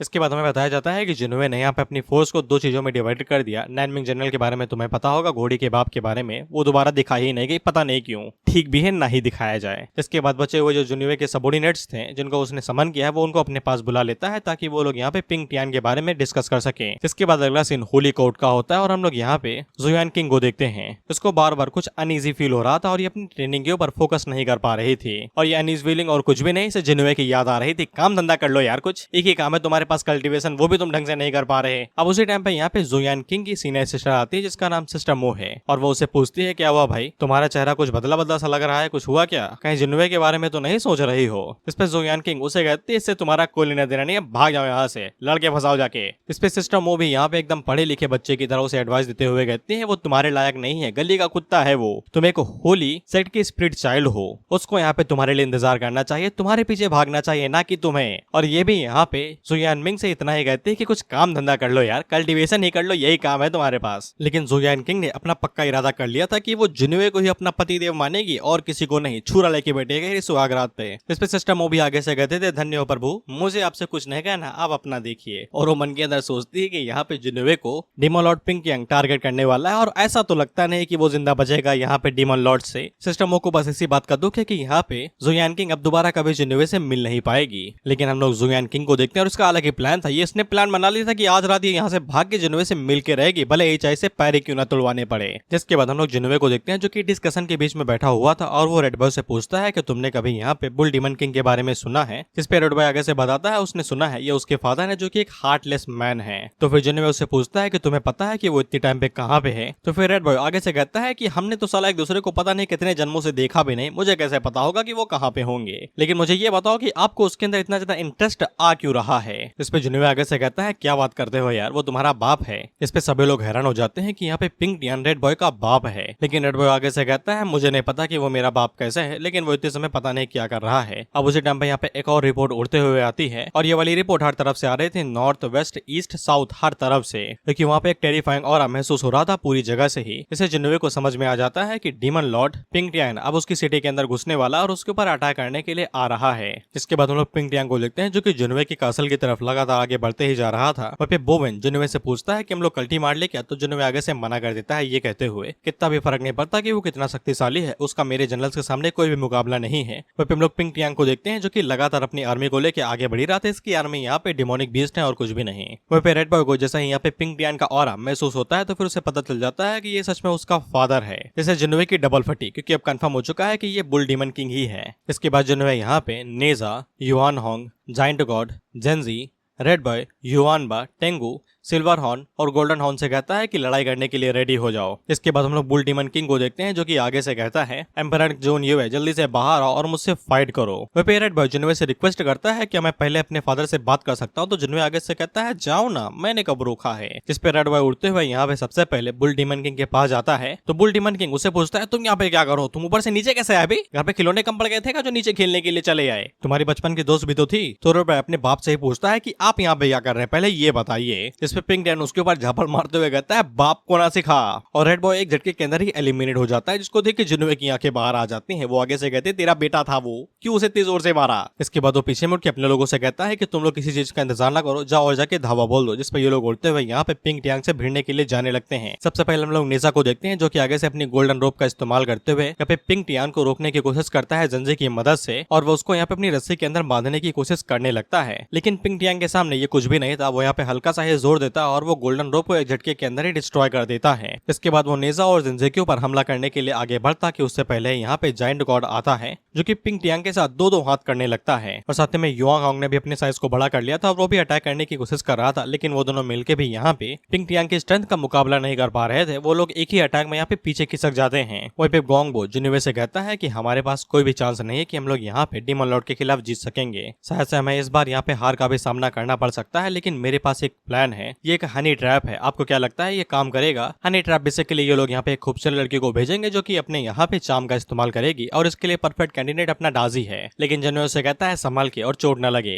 और मैंने तुम्हें पहले बता दिया कि डाजी के पास यहाँ पे एकदम हाई लेवल की चार्म एबिलिटी है। इसके बाद डाजी पिंक टियांग के पास जाती है और अपनी चार्म स्किल का इस्तेमाल करते हुए उसे सेड्यूस करने की कोशिश करती है। पिंक टियांग शुरुआत में तो सेड्यूस होने लगता है और जुनवे के चेहरे पे एकदम खुशी की लहर आ जाती है कि काम बन गया। लेकिन पिंक टियांग को जैसे यहाँ पे फॉग से खुशबू आती है, यानी कि लोमड़ी वाली, तो वो तुरंत यहाँ पे डाजे के ऊपर एक पंच मारता है और उसे दूर खदेड़ देता है, ये कहते हुए ये चीजें मेरे ऊपर नाज़मो, बीवी मेरी सख्त है, अगर उसे पता चला कि मैं यहाँ पर रंगलिया मचा रहा हूँ तो मुझे पैर तोड़ देगी वो, और खाने में नमक ज्यादा ऊपर से डालेगी। खैर इसके बाद डाजी सीधा जुनवे के पास ही आके गिरती है और वो आगे से कहती है कि वो अपने मिशन में फेल हो गई। हो ही जाओगे यार जब बीवी सामने वाले की सख्त है। रेड बॉय भी आगे से यही कहता है कि ऐसे हनी ट्रैप वाली ट्रिक्स यहाँ पे उसके फादर के ऊपर काम नहीं करती हैं, क्योंकि उनकी वाइफ कुछ ज्यादा स्ट्रिक्ट है, डंडे से मारती है उन्हें गलती करने पे। खैर इसके बाद हम लोग टेंगू को देखते हैं जो कि यहाँ पे पिंक टियांग की टांग के ऊपर काट लेता है। भाई आर्मर लगा है, काटने पे कुछ भी नहीं होगा वहाँ पे, और होता भी बिल्कुल ऐसा ही है। पिंक टियांग बड़ी आसानी के साथ ही बस एक चीख मारता है और टेंगू दूर जाके गिरता है। इसके बाद हम लोग नेजा को देखते हैं जो कि आगे से अपने पहिए का इस्तेमाल करने लगता है और जुनवे उसे कहता है कि अपने हॉट व्हील का इस्तेमाल उसके सींगों के पास करो। तो फिर नेजा बिल्कुल ऐसा ही करता है और वो अपने हॉट व्हील का इस्तेमाल यहाँ पे पिंक टियांग के सींगों के पास इर्द गिर्द करने लगता है। लेकिन पिंक टियांग उसके ऊपर एक काउंटर अटैक करता है और इतना ज्यादा पावरफुल था कि नेजा सीधे नीचे जाके गिरता है। तो फिर नेजा आगे से मार खाने के बाद कहता है कि ये इतना ज्यादा पावरफुल किस लिए है भाई, क्यों है इतना ज्यादा पावरफुल ये?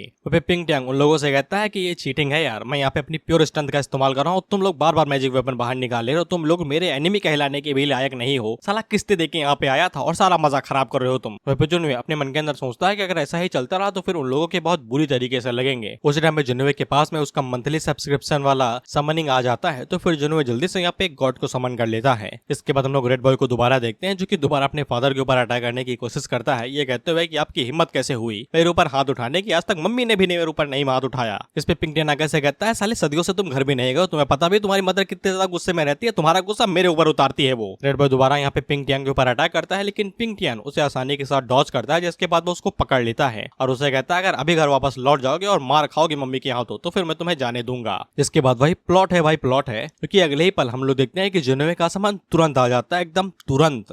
और वो पिंक डियांग से कहता है इट्स वेरी लवली। वहीं पे जिन्वे के भी आगे से चेहरे पे मुस्कान आ जाती है क्योंकि उसका सामान यहाँ पे आ चुका है, जिसका नाम यहाँ पे येलो विंड डीमन है, जो कि जर्नी टू दी वेस्ट से आया हुआ है। इसके बाद हम लोगों को येलो विंड डीमन की यहाँ पे कल्टीवेशन के बारे में बताया जाता है, जो कि कुछ ज्यादा खास नहीं, बस गोल्डन इमोर्टल रियलम की सेकंड स्टेज थी, बस टेंगू से एक कदम ऊपर। इसके बाद डिवाइन एबिलिटीज यहाँ पे समाधि डिवाइन विंड थी और मार्शल आर्ट्स में यहाँ पे मार्ट एंड सुप्रीम आर्ट। क्योंकि डाजी को नहीं पता था कि ये वाला डीमन उन्हीं की साइड पे है, इसलिए वो जिन्वे से कहती है कि यहाँ पे एक और डीमन लौट आ चुका है, हम लोगों को यहाँ से कल्टी मार लेना चाहिए। लेकिन जिन्वे उसे कहता है कि ये हमारी साइड पे है। वह पिंक डियांग जैसे ही यहाँ पे येलो विंड डीमन को देखता है तो वो उससे कहता है तुम यहाँ पे क्या करो, तुम्हारी हिम्मत कैसे हुई किंग के टेरिटरी के अंदर उंगली करने की। जिस पर येलो विंड डीमन उसे कहता है कि तुम्हारी हिम्मत कैसे हुई जिन्वे को यहाँ पे परेशानी देने की, क्या तुझे मरने से डर नहीं लगता। तो फिर पिंक डियांग उसके ऊपर हमला करते हुए कहता है अभी बताता हूँ किसको डर लगता है और किसको नहीं। लेकिन येलो विंड डीमन बड़ी आसानी के साथ ही यहाँ पे उसके अटैक को ब्लॉक कर लेता है और उसे कहता है कि मरेगा मैं नहीं रे तू मरेगा।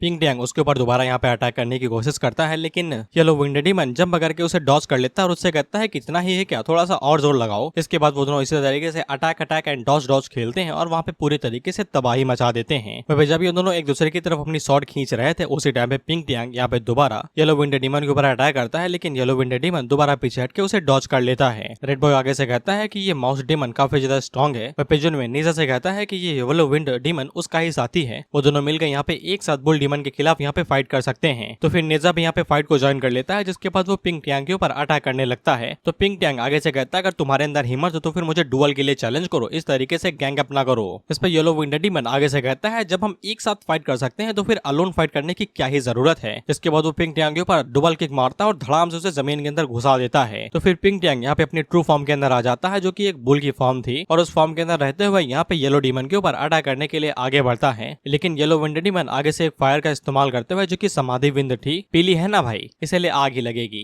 खैर समाधि विंड आगे जाके यहाँ पे पता नहीं किस तरीके के वेपन्स के अंदर बदल जाती है, जो कि यहाँ पे बुल डीमन के ऊपर लगातार कई सारे स्लाइसेस मार देती है। और येलो विंड डीमन उसे कहता है कि तुम बिना फाइट करे यहाँ पे हारे जाओगे, कम से कम थोड़ी बहुत तो इज्जत बचा ही लो। इस पे पिंक डियांग आगे से कहता है कि मजाक कर रहे हो, अगर तुम्हारे अंदर हिम्मत है तो फिर बिना इस विंड के मुझसे लड़के दिखाओ। वह रेड बॉय जिन्वे से कहता है कि आप इसे छोड़ सकते हैं, है तो ये मेरा बाप ही ना, खून का रिश्ता है यार। हालांकि डाजी ऐसा नहीं चाहती थी। इस पे जिन्वे यहाँ पे रेड बॉय से कहता है कि तुम ज्यादा सोच रहे हो बच्चे, तुम्हें सच में लगता है कि यहाँ पे बुल डीमन किंग को मारना इतना ज्यादा इजी है। इसके बाद वो रेड बॉय से कहता है कि जरा आप मैच की तरफ देखना। तो फिर हम लोग देखते हैं कि यहाँ पे जो पिंक डियांग था वो आगे से यहाँ पे 72 ट्रांसफॉर्मेशन टेक्निक का इस्तेमाल करते हुए अपने रूप को बदलते नेवले में बदल जाता है, बेसिकली सांप, और तुरंत यहाँ से अबे ये नेवला ही है, साला जमीन के अंदर घुस के भाग रहा है, तो पक्का नेवला है नहीं यार, केचुआ है यार, सॉरी, जमीन के अंदर घुस के भाग रहा है, जिसको देख के तो येलो डीमन भी हैरान हो जाता है कि ऐसे भागोगे यार। और जिनमें हम लोगों को बताता है कि इसीलिए यहाँ पे बुल डीमन के साथ में लड़ना काफी ज्यादा टफ होता है, क्योंकि उसके पास यहाँ पे 72 ट्रांसफॉर्मेशन टेक्निक है, साला कभी भी कुछ भी बदल जाता है और भाग लेता है जब भी सामने वाली टीम ओवर पावर हो जाती है। तो हालांकि कोई फर्क नहीं पड़ता, इसके बावजूद मेरे जनरल्स के सामने उसका कोई भी मुकाबला नहीं है। वहीं पे साउसा सिटी के जितने भी लोग थे वो सभी खुश हो जाते हैं, जिन्वे के लिए चीयर करने लगते हैं कि मजेस्टी आप जिंदा रहें, अमर रहें, आपके खौफ की वजह से बुल डीमन किंग भी यहाँ से डर के भाग गया।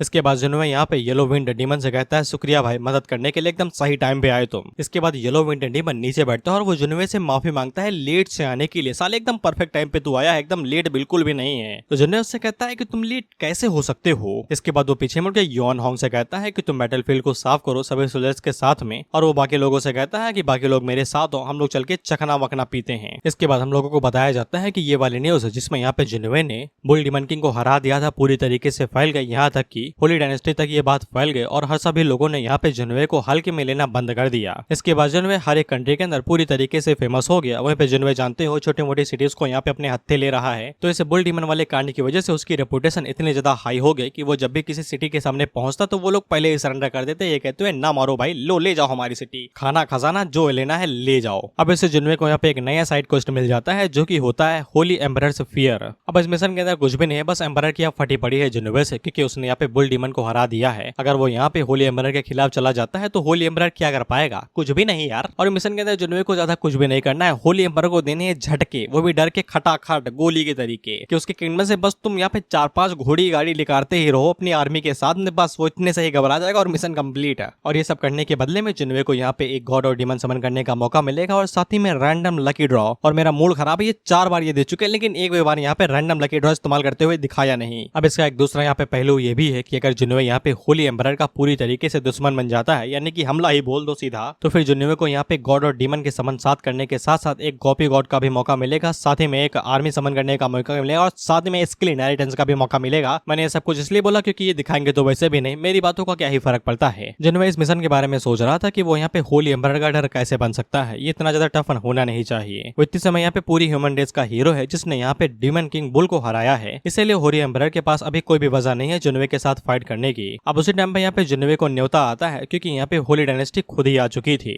इसके बाद हम लोग होली एम्बरर की एक ऑफिशियल को देखते हैं, इसका नाम आंजिया था और वो यहाँ पे होली एम्बरर की डिग्री जुनवे के लिए सुनाने के लिए आई हुई थी। इस पे जुनवे आगे से कहता है इतनी जल्दी आ गया यार, मुझे तो लगा थोड़ा बहुत टाइम लगेगा, रॉयल डिग्री जो है। और इसी के साथ ये एपिसोड यहीं पे ही खत्म होता है। हम लोग अगले एपिसोड में देखेंगे कि इस रॉयल डिग्री के अंदर है क्या। अभी के लिए बाय बाय, सायोनारा। भाई चुत्तड़ में मेरे दाना पड़ा है, बैठने में दिक्कत हो रही है तो जल्दी खत्म करो वीडियो।